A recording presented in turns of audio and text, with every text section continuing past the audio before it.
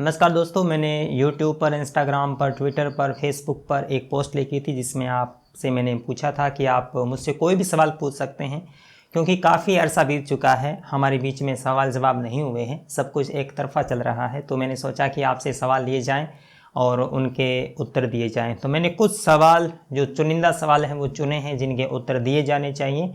और कुछ लोगों ने एक ही सवाल, बहुत से लोगों ने पूछा है, तो मैंने एक ही व्यक्ति का नाम लेकर वो सवाल शामिल कर लिया है जिसका मैं उत्तर देना चाहता हूं। तो आपके भी सवाल हो सकते हैं, पूरा वीडियो ज़रूर देखिएगा और आपके जो सवाल हैं, जो मुख्य सवाल हैं जो पिछले दिनों से पूछे जा रहे हैं, उनके उत्तर देने की मैं कोशिश कर रहा हूं। अंकित शर्मा का पहला सवाल है, वो पूछ रहे हैं, श्याम भाई, what made you experiment with the way you make videos from the last few videos are the witnessing like your editing and stuff. देखिए अंकित भाई, मैंने कुछ दिन पहले यह महसूस किया कि जो खबर है वो हर कोई बता रहा है, जो देश के अंदर हो रहा है वो टीवी चैनल्स भी बता रहे हैं और यूट्यूब पे भी बहुत से लोग हैं जो इस तरह की वीडियोस बना रहे हैं। तो मेरे साथ 4 लाख के करीब लोग जुड़े हैं, तो उनको मैं ऐसा क्या प्रोवाइड करूं कि वो मुझे देखें, मुझे क्यों देखें, यह मैंने महसूस किया। तो उसके बाद में मैंने सोचा कि कुछ विषय चुने जाएंगे जिस पर वीडियो बनाए जाएंगे और उनको तकनीकी रूप से एडिटिंग के रूप में भी उनको कुछ बेहतर किया जाएगा और वो विषय उठाए जाएंगे जो विषय यूट्यूब पर वो एक तरीके से एक साथ नहीं है, टुकड़ों में बटे हुए हैं, तो उनको नए सिरे से नई भाषा के साथ, नई एडिटिंग के साथ पेश किया जाए। तो आप मेरे पिछले 6-7 नहीं बल्कि 15 वीडियो देख सकते हैं जिनका आप रूप अलग देख पाएंगे, जिसमें मैंने एक ख़ास सब्जेक्ट को उठाया है, उस पर अपने स्तर पर रिसर्च की है, उसके बाद में मैंने एडिटिंग करके, बेहतर एडिटिंग करके पहले से अधिक, मुझे नहीं पता कि उसका क्या स्तर है, लेकिन मैंने उसको उत्तरोत्तर बेहतर करने की कोशिश की है। तो यही एक्सपेरिमेंट है कि मैं एक रिसर्च पर 3-4 दिन व्यतीत करता हूं, उसके बाद में वीडियो की एडिटिंग में टाइम काफ़ी स्पेंड करता हूं और जो आउटपुट निकल के आता है वो आपके सामने होता है। तो मैं समझता हूं कि आप पसंद करते होंगे। गौरव यादव पूछ रहे हैं कि what is your research methodology, यानी मैं रिसर्च किस तरह से करता हूं। देखिए, सोशल मीडिया पहला स्रोत है जहां पर हम आइडियाज़ गेन करते हैं, लेते हैं, वहां पर अलग अलग राय होती है, उनसे हम गुजरते हैं। तो मेरा क्या तरीका रहता है, पहले मैं तय करता हूं कि मुझे किस पर वीडियो बनाना है, या किसी पोस्ट से, किसी ट्वीट से, किसी खबर से प्रेरित होता हूं कि इस विषय पर मुझे वीडियो बनाना है। उसके बाद में उससे संबंधित मैं आर्टिकल्स पढ़ता हूं और अगर उस विषय से संबंधित मेरे पास कोई किताब है तो उस किताब को मैं खंगालता हूं, कम से कम उस चैप्टर को ज़रूर पढ़ता हूं जिस चैप्टर से संबंधित मेरा वीडियो होने वाला है, और कोशिश यही करता हूं कि पूरी किताब पढ़ी जाए। उसके बाद में उससे संबंधित जहां भी लिखा गया है, किसी भी व्यक्ति ने पोस्ट की है फेसबुक पे या ट्विटर पर, उन्होंने कोई ट्वीट किया है, तो मैं वह ट्वीट तो पढ़ता ही हूं, बल्कि उसके कमेंट सेशन में जाकर लोगों की जो भिन्न भिन्न राय हैं वो भी पढ़ता हूं। उससे क्या है कि आपके भीतर जो इकोसिस्टम है उसमें सेंध भी लग सकती है, आपका इकोसिस्टम मजबूत भी हो सकता है। दोनों ही तरह की चीज़ें संभावित है कि जहां पर आप अपनी राय जो बनाए हुए हैं वह राय टूट भी सकती है और ये भी हो सकता है कि वह राय मजबूत भी हो सकती है। इस तरह से मेरी प्रक्रिया चलती है रिसर्च की, कि मैं अनेक लोगों की रायों को मद्देनजर रखते हुए एक संतुलित स्क्रिप्ट तैयार करता हूं, जहां आप कोई बायस न देख पाएं, वहां पर सिर्फ आप फैक्ट दिखें और जो कुछ हुआ वो दिखें। तो मेरी रिसर्च का पहला मकसद ये रहता है कि मैं क्या सोचता हूं ये महत्वपूर्ण नहीं है, हुआ क्या था और उससे क्या निकलना चाहिए ये सवाल मैं आपके सामने रख देता हूं और आप मेरी वीडियो देख सकते हैं, वैसा ही कुछ आप देख रहे होंगे जैसा मैं उम्मीद करता हूं। विक्की पूछ रहे हैं, अगला सवाल लेते हैं, should India implement blasphemy, give your point of view. हमारे देश के अंदर ईश निंदा का कानून होना चाहिए या नहीं होना चाहिए? मेरा सीधा सा जवाब ये है कि नहीं होना चाहिए। हम एक लोकतांत्रिक मुल्क हैं, हमारे यहाँ मुक्त विचार प्रक्रिया है, हम कोई इस्लामिक स्टेट नहीं है जहाँ पर ईश निंदा का कानून हो, ईश निंदा की अफवाह उड़ने मात्र से किसी को घेर कर मार दिया जाए या उसको मौत की सज़ा सुनाई जाए, ऐसा नहीं होना चाहिए।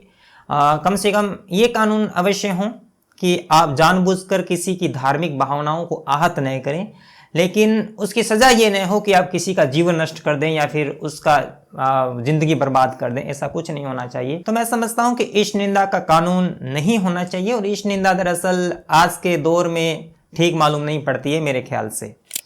कालू मामा पूछ रहे हैं, what if India was never divided on basis of religion. अगर भारत का विभाजन धार्मिक आधार पर नहीं हुआ होता तो मैं समझता हूँ कि जो देश के अंदर सांप्रदायिक उन्माद है या सांप्रदायिक विभेद है वो कुछ हिस्से में कम होता। मैं ये नहीं कहता कि हिंदू और मुसलमान के बीच में सौहार्द होता, भाईचारा होता, अमन होता, वो विभाजन से पहले भी नहीं था।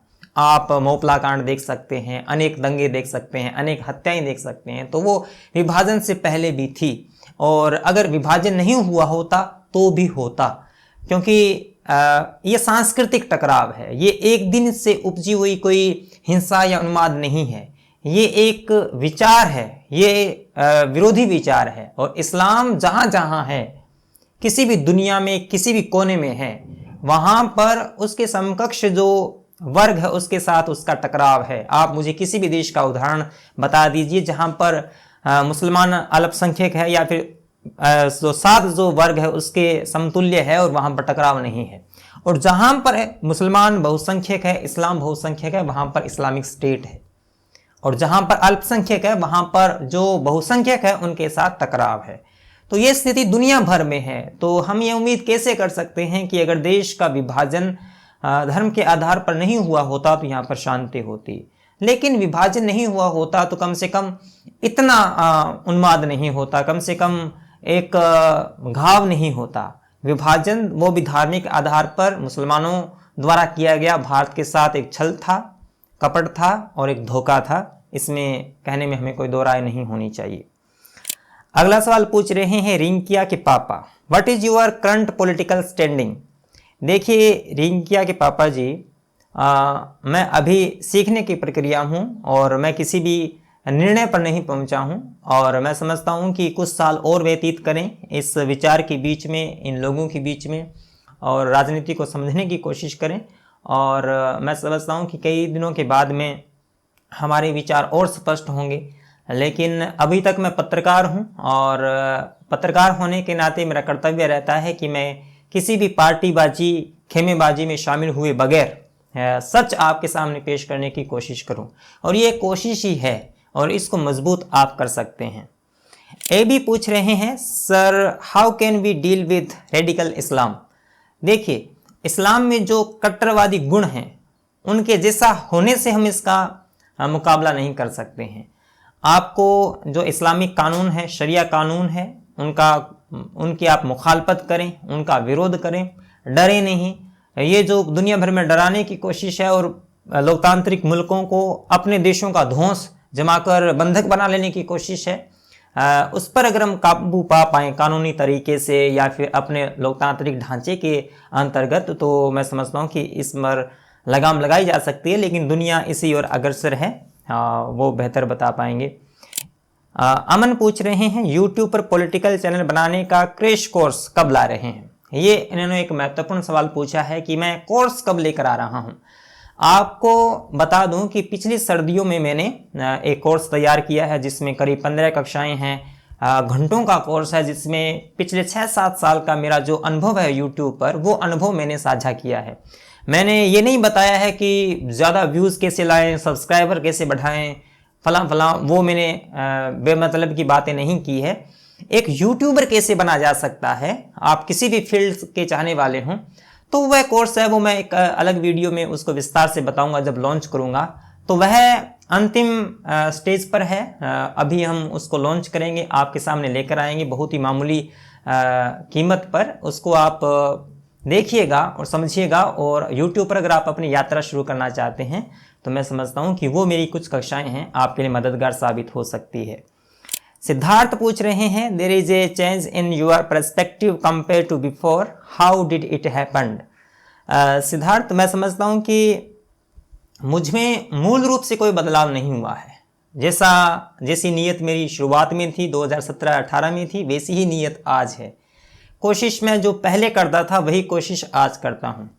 लेकिन इतना बदलाव आप मान सकते हैं कि जिन लोगों को देखकर मैंने जर्नलिज्म शुरू की, जिन लोगों को मैं देखकर ये समझता था कि हाँ ये सच कह रहे हैं, उनसे मैं आहत हुआ हूँ और उनको मैंने फॉलो करना, पढ़ना बंद नहीं किया है, लेकिन आंख मूंदकर उनके द्वारा बताए गए तथ्यों पर भरोसा करना बंद कर दिया है। मैं अपने स्तर पर रिसर्च करता हूँ, अपनी राय कायम करता हूँ।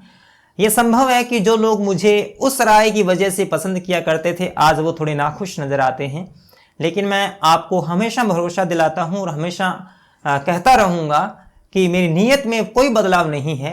कल भी सच कहने की कोशिश करता था, आज भी सच करने की कोशिश करता हूँ और आने वाले समय में भी सच कहने की ही कोशिश करूँगा। और आपको भरोसा दिलाता हूँ कि एक पत्रकार होने के नाते कोई व्यक्ति जो कर सकता है वही करने की कोशिश कर रहा हूँ। और ये भी संभावना है कि कभी कभार आप मुझसे असहमत हो सकते हैं, और मैं खुद एक लोकतांत्रिक व्यक्ति हूँ, न केवल दिखावे के लिए बल्कि मेरा जो मूल तत्व है वो लोकतांत्रिक है। आप मुझसे असहमत हो सकते हैं, आप मुझसे नाराज़ हो सकते हैं, और आपकी नाराज़गी का, आपकी असहमति का मैं दिल से सम्मान भी करता हूँ। तो मेरे पर्सपेक्टिव हैं वो वही हैं, लेकिन सिक्के का जो दूसरा पहलू है उसको भी कभी कभार जब टटोलते हैं तो जो एक ही पहलू देखने के आदी हो गए हैं उनको बुरा लगता है। तो उस बुराई का मैं क्या कर सकता हूँ। मुकेश बिश्नोई पूछ रहे हैं, सर क्या आपकी टीम है, कितने स्क्रिप्ट राइटर और एडिटर हैं, आपका रेवेन्यू मॉडल क्या है। देखिए मेरी कोई टीम नहीं है, कैमरे पर जो दिख रहा है वही एक टीम है। अकेला व्यक्ति हूँ, मैं ही स्क्रिप्ट लिखता हूँ, मैं ही रिसर्च करता हूँ और मैं ही एडिट करता हूँ। तो टीम अभी बनाई नहीं है, बनाने की कोशिश ज़रूर की थी लेकिन चल नहीं पाई, या हम कामयाब नहीं हो पाए, या फिर मैं उतना नहीं कमाता हूँ कि मैं एक टीम को उसका मेहनताना दे सकूं या फिर एक टीम को क्रियान्वित कर सकूं।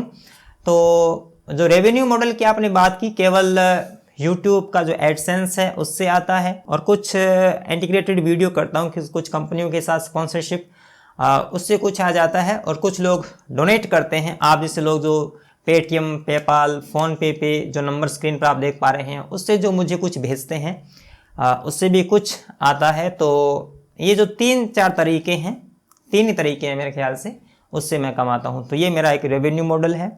टीम अभी तक बनाई नहीं है मैंने, और न ही कोई टीम है। मुकेश राणा पूछ रहे हैं, योर एजुकेशन क्वालिफिकेशंस क्या है। मैं हिंदी से एमए हूँ और हिंदी से नेट क्वालिफिकेशन मेरी की हुई है। तो हिंदी से एमए और नेट, ये मेरी क्वालिफिकेशन है। शिवम सिंह पूछ रहे हैं, एडिटिंग के बारे में बताइए। देखिए मैं फिल्मोरा, जो वंडरशिल फिल्मोरा है, उससे मैं एडिटिंग करता हूं, और जो भी मेरी वीडियोस की आप एडिटिंग देखते हैं, अच्छी बुरी जैसी भी है, वो सारी की सारी मैं फ़ोटोशॉप और फिल्मोरा को साथ लेकर करता हूं। कुछ चीज़ें फ़ोटोशॉप में बनाता हूं, उसके बाद में उन चीज़ों को वंडरशेयर फिल्मोरा में इम्प्लीमेंट करके जो आउटपुट आप वीडियोज़ में देखते हैं वो मैं फिल्मोरा के माध्यम से ही करता हूँ। और जब तक आपकी एडिटिंग प्रोफेशनल रूप से बेहतर नहीं होगी तब तक आप लोगों को जोड़कर नहीं रख पाएंगे अपनी वीडियो से। एडिटिंग का महत्व ये भी है, और अनावश्यक एडिटिंग से भी बचना चाहिए। देखिए कि जो चीज़ एडिटिंग, जो चीज़ हम बता नहीं पाते और बताकर समझा नहीं पाते, वहाँ पर एडिटिंग का सहारा लिया जाता है। मुख्य उद्देश्य तो एडिटिंग का यही है, यानी जो अनावश्यक चीज़ें हैं उसको बाहर निकाल दिया जाए और जो महत्वपूर्ण चीज़ें हैं उनको शामिल कर लिया जाए। तो एडिटिंग तो दरअसल यही है, और कुछ उसको आकर्षक बनाने के लिए भी हम एडिटिंग कर देते हैं। तो लेकिन एडिटिंग ओवरलोड नहीं होनी चाहिए वीडियो में, उससे भी मैं बचता हूँ। कहीं कहीं आप देखते हैं कि वीडियो सपाट चलता है, क्योंकि मुझे लगता है कि वहाँ पर एडिटिंग करने की आवश्यकता नहीं है। तो कुल मिलाकर ये 11 प्रश्न थे जो मुझे लगा कि यहाँ तक इनके जवाब दे दिए जाने चाहिए। और जब 4 लाख सब्सक्राइबर हो जाएंगे, आप 10,000 कम पड़े हैं, आप सब्सक्राइब कीजिए। वीडियो अगर देख रहे हैं, आपने लाल वाला बटन नहीं दबाया है। 4 लाख सब्सक्राइबर पर हम एक Q&A और करेंगे जहां आपके सवाल और लिए जाएंगे, और कोर्स बहुत जल्द आपके सामने सार्वजनिक करूंगा। और तब तक आप दिल थाम कर बैठिए, क्योंकि एक प्लेटफॉर्म की आवश्यकता थी, वो प्लेटफॉर्म मिल चुका है और अंतिम चरण में है। कुछ ही दिनों में आपके सामने वो कक्षाएं, वो कोर्स जिसका आप बेसब्री से इंतज़ार कर रहे हैं आएगा, और मेरे जो अनुभव हैं वो मैंने एक्सक्लूसिव रूप से आपके साथ साझा किए हैं। मिलेंगे अगले वीडियो में, तब तक के लिए धन्यवाद। सब्सक्राइब कीजिए कुमार शाम यूट्यूब चैनल को और बेल आइकन भी दबाना न भूलें।